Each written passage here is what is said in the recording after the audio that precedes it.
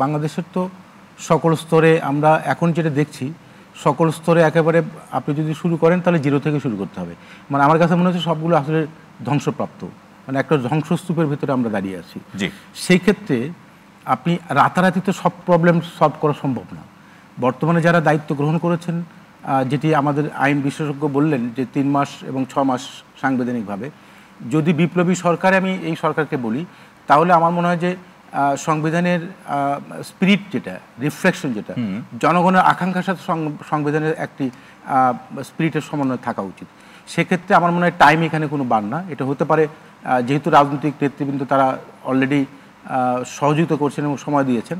আমার মনে হয় যে যারা এই জায়গায় আসীন হয়েছেন, আমার ব্যক্তিগত ধারণা যিনি প্রধান উপদেষ্টা হিসেবে আসীন হয়েছেন উনি তো জাতীয় এবং আন্তর্জাতিকভাবে অনেক সেটি তো আছে সেটি হচ্ছে সহযোগিতার পরিবর্তে কেউ কেউ চাপ তৈরি করছেন। আচ্ছা, এই জায়গাতে পিছনে কোনো প্রশ্ন থেকে যাচ্ছে কিনা আমি এখানে বলি, আমি মনে করি তাদের সামনে অনেকগুলো চ্যালেঞ্জ আছে, এই সরকারের অনেকগুলো চ্যালেঞ্জ। এখন চ্যালেঞ্জগুলো তো সবগুলো আপনি একসাথে অ্যাড্রেস করতে পারবেন না, আপনাকে প্রায়োরিটি দিতে হবে। আমি যেটা মনে করি প্রথম পর্যায়ে আপনি নিরাপত্তা এবং শৃঙ্খলা, আপনি দেখেন যে পুলিশ থানা লেভেলে কিন্তু কেউ মানে যায় নাই, পরবর্তী তাদের অনেক মানে চেষ্টা তদবির করার পরে তারা গিয়েছে। আরেকটি যে অর্থনৈতিক চ্যালেঞ্জ তো রয়েছে, যেটা আপনি বলছেন আজকের দাবির নগরী, দাবি কিন্তু একটার পর একটা আসছে। এখন প্রশ্ন হচ্ছে যে এতগুলো বিষয় যদি আপনি অ্যাট এ টাইম এবং খুব স্বল্প সময়ে তাদের সামনে হাজির করেন, আসলে তাদের কাছে প্রত্যাশা করেন, তাহলে সেটাও যেমন মেট্রো রেলের কর্মকর্তা কর্মচারীরা তারাও দাবি তুলছে যে সেটাও যেরকম যৌক্তিক নয়।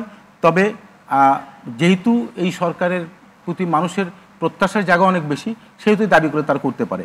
আপনি যে প্রশ্ন আমাকে করেছেন শিক্ষাঙ্গনের কথা, আমি যতটুকু দেখেছি গত 15 তারিখে একটি প্রজ্ঞাপন জারি করা হয়েছে এবং সেই প্রজ্ঞাপনে বলা হয়েছে বিশ্ববিদ্যালয় সহ অন্যান্য শিক্ষা প্রতিষ্ঠান খুলে দেওয়ার জন্য। আমি আজকে 21 তারিখ আমাদের মাননীয় শিক্ষা উপদেষ্টা ওনার একটা স্টেটমেন্ট দেখলাম, এটা হচ্ছে banglanews24.com এ। উনি বলছেন যে বিশ্ববিদ্যালয়ে প্রায় 52টি পাবলিক ইউনিভার্সিটি, যেখানে প্রায় 42টি পাবলিক ইউনিভার্সিটি কোনো উপাচার্য এবং উপাচার্য নাই।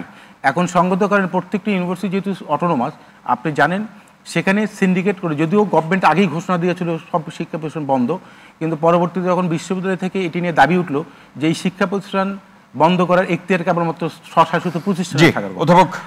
আমি শেষ করছি, আমি একটু এক লাইনে শেষ করছি। সেক্ষেত্রে এখন দেখুন যে জায়গাতে রয়েছে সেটি হচ্ছে এটি কিন্তু আমাদের পক্ষে, যেহেতু এই প্রশাসক নাই, এটা কল করার সুযোগ নাই, সহযোগিতার প্রশ্নে কোনো আপোষ